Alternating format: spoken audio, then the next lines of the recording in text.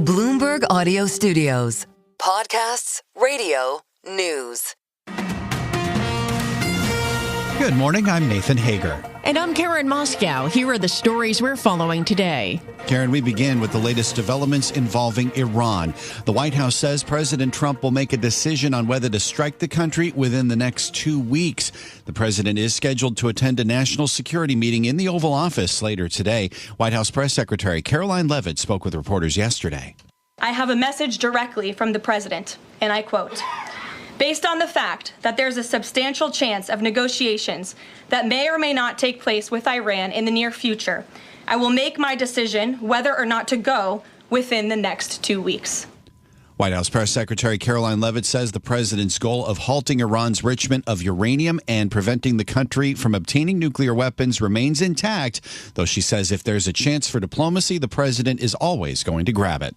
Meanwhile, Nathan, the fighting continues. The Israel Defense Forces says it completed a series of strikes in Tehran, hitting dozens of targets. A missile from Iran hit an Israeli hospital on Thursday for the first time since the war began. Iran's foreign minister is due in Geneva for talks with European foreign ministers today. And we get more with Bloomberg's Oliver Crook.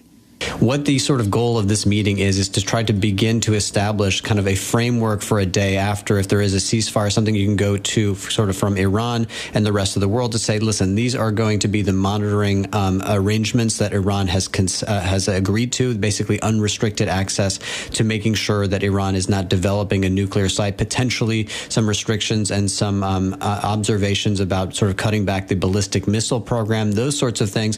But again, I think that one needs to keep sort of really sort of low expectations here, because we know the world of Trump, and we know the world of Trump is one in which the Europeans don't have a huge amount of sway in terms of diplomacy. There's a real question about whether or not, anything that they agree to or anything that they can come up with, does Trump really want to, put his name on something that somebody else has come up with?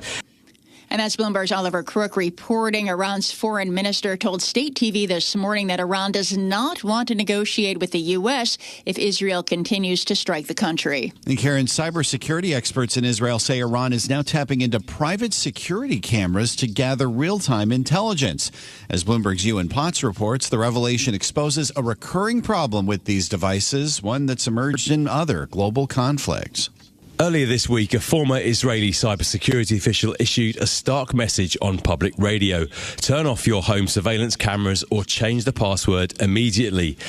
The warning was later backed by Israel's National Cyber Directorate, which confirmed to Bloomberg that internet-connected cameras are increasingly being targeted as part of Iran's war planning.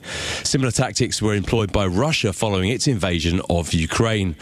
And while researchers have been sounding the alarm about vulnerabilities in security cameras for over a decade, there is now increasing evidence that for countries at war, these systems are being exploited as a critical weak point. In London, I'm Ewan Potts, Bloomberg Radio. All right, Ewan, thank you. Meanwhile, the war in Ukraine goes on. Overnight, Russia unleashed a wave of drones and decoys into the cities of Odessa and Kharkiv. Ukraine's Air Force says 16 drones managed to evade its air defenses. At least one person was killed and 14 hurt in Odessa. The drones there damaged several apartment buildings and the city's central rail station. At least 4 others sought medical help in Kharkiv. And back here in the U.S., Karen, the White House has scored a legal victory over its deployment of National Guard troops in Los Angeles. A 3-judge panel has ruled the Trump administration can continue using the Guard to respond to anti-deportation protests. Lori Levinson is a former federal prosecutor and a professor at Loyola Law School in L.A.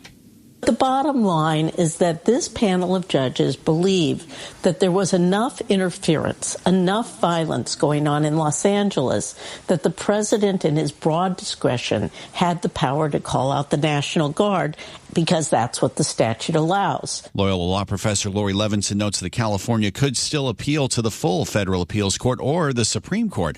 The lower court judge who ordered the federal government to return control of the Guard to California is also holding a hearing today.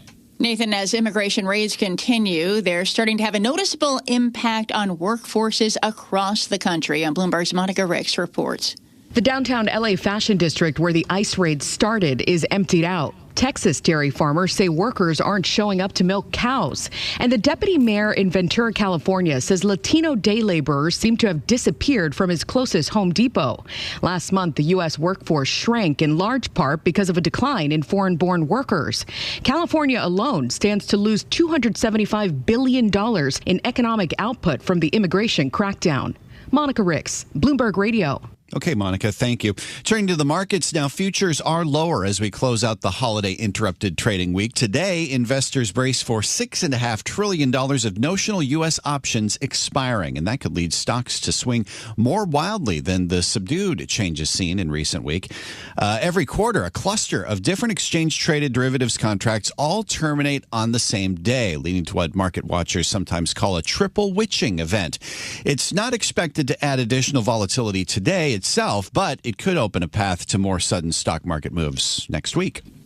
Nathan, SoftBank may be making a $1 trillion AI play in the U.S. Bloomberg News has learned SoftBank founder Masayoshi Son is seeking to team up with Taiwan Semiconductor to build a $1 trillion industrial complex in Arizona to build robots and artificial intelligence. The project's feasibility depends on support from the Trump administration and state officials, and Son is also exploring partnerships with other tech companies, including Samsung Electronics, and considering project financing models to raise funding. Time now for a look at some of the other stories making news in New York and around the world. And for that, we're joined by Bloomberg's Michael Barr. Michael, good morning. Good morning, Karen. Summer's coming in hot. Summer officially starts later today, and high heat is moving across several states. Spring went out with storms in large parts of the country. Throughout the Northeast, high winds toppled trees onto cars and homes. At the airports, hundreds of flights were canceled. Ground stops at Washington, D.C. airports, winds toppling 60 miles per hour. Severe flooding and a rock slide shutting down part of Interstate 40 near the Tennessee-North Carolina border. A New York City teenager is recovering after being struck by lightning in Central Park during storms. Yasin Kalthia. Apparently, I'm pretty lucky because my spine was directly against the tree and no nerve damage happened. The teen does have second-degree burns, but is expected to make a full recovery.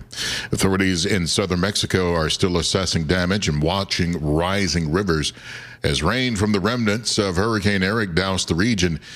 At least one death was confirmed, a one-year-old boy who drowned in a swollen river. The fallout continues after a SpaceX rocket that was being tested and prepared for a flight at the Texas Starbase exploded on the test stand. Wednesday night's explosion has raised environmental concerns. This man was nearby when it happened. I was there just under 2 miles away. At first, I saw it, and I really couldn't believe what was happening in my own eyes. It was almost like an out-of-body experience. SpaceX was preparing for a routine static fire test, loading fuel before igniting the Starship's engines. They believe a pressurized tank exploded, setting off a series of blasts. AAA projects a record number of people to hit the road for the Independence Day holiday period. Spokesperson Akiza Diaz says the group expects an increase of 1.7 million travelers over last year. We're expecting overall 72.2 million people traveling between June 28th and July 6th. A majority of those people, about 85% of them, are expected to drive. Global news 24 hours a day and whenever you want it with Bloomberg News Now. I'm Michael Barr, and this is Bloomberg. Karen. All right, Michael Barr, thank you. Time now for the Bloomberg Sports Update, brought to you by Flushing Bank. And here's John Stashower. John, good morning. Good morning, Karen. The NBA Finals not over yet. Indiana had lost 2 games in a row, was facing elimination against Oklahoma City. The Pacers, playing at home, were not ready for their season to end. There comes Toppin the other way. You rarely see that from Holmgren. Neesmith the three, puts it in. Hartenstein the rebound, puts it on the floor, knocked out of his hands by Siakam. And Isaiah Joe gets it. Halliburton the steal. Here comes Halliburton, Siakam, Neesmith, corner three, bang! On ABC, big second quarter won by Indiana, 36-17. The Pacers took a 30-point lead to the fourth quarter. The final was 108-91. The ex-Knick Obi Toppin led balance scoring with 20 points. Andrew Nembhard added 17. Pascal Siakam 16 with 13 rebounds. Game 7 Sunday at OKC. 20th Game 7 NBA Finals history. The first since Cleveland beat Golden State in 2016. A few hours after the Yankees ended their 6-game losing streak, the Mets skid reached 6, a 7-1 loss in Atlanta.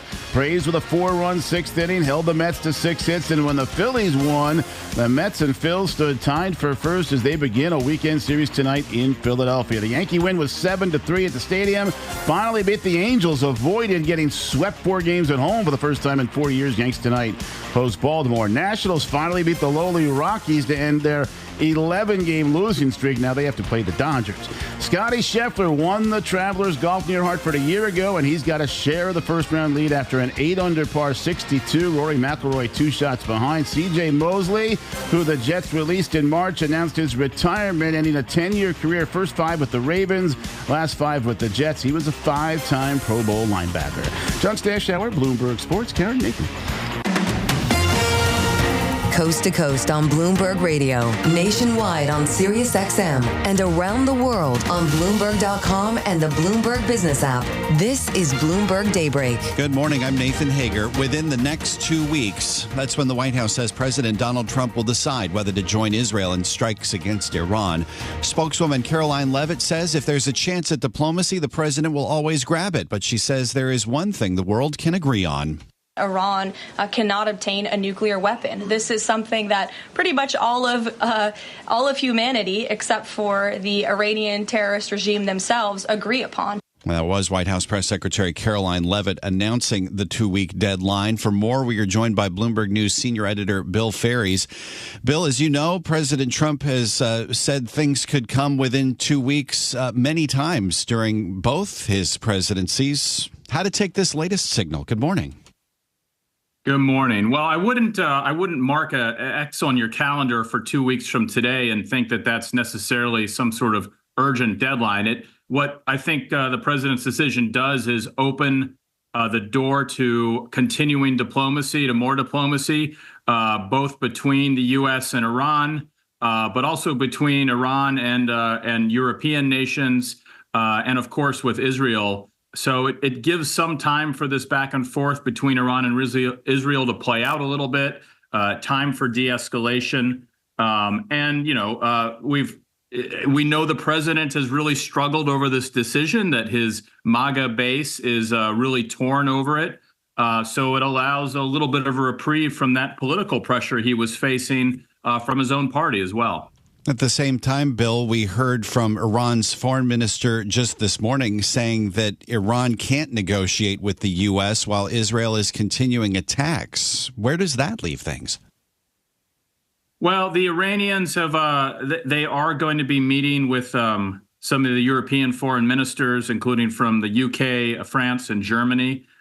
So there's certainly a chance for the U.S. to get messages in and to receive messages from Iran through that way. And I think Iran is trying to keep a little bit of daylight between Israel and the United States on this issue. Like I said, it has been a tough decision for President Trump to make, despite the U.S. history of supporting Israel. It's not clear that the Trump administration wants to go as far as perhaps Israel is interested in seeing it go.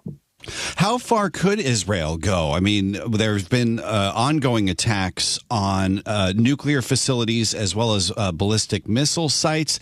If Israel is aiming to completely destroy Iran's nuclear capabilities, can it do it without the U.S.? Well, some of those facilities, particularly the Fordow facility, is buried deep in a mountain. It's not believed that, constant bombing or missiles from Israel will really do the trick. The U.S. is the only country that has this bunker buster bomb that it could deploy if it were interested in getting engaged. It's not even totally clear that would do the trick. I mean, these are very well fortified facilities, but it certainly has the best chance. And that's really why Israel wants the U.S. to engage in this. All right. And while the president is still weighing this decision on getting the military more involved in Iran, he's gotten a legal victory when it comes to deploying the National Guard in Los Angeles. What's the latest here? Yeah, that's right. A 3-judge panel in San Francisco, a federal appeals panel, ruled that the Trump administration can keep using those California National Guard troops to respond to the protests in Los Angeles.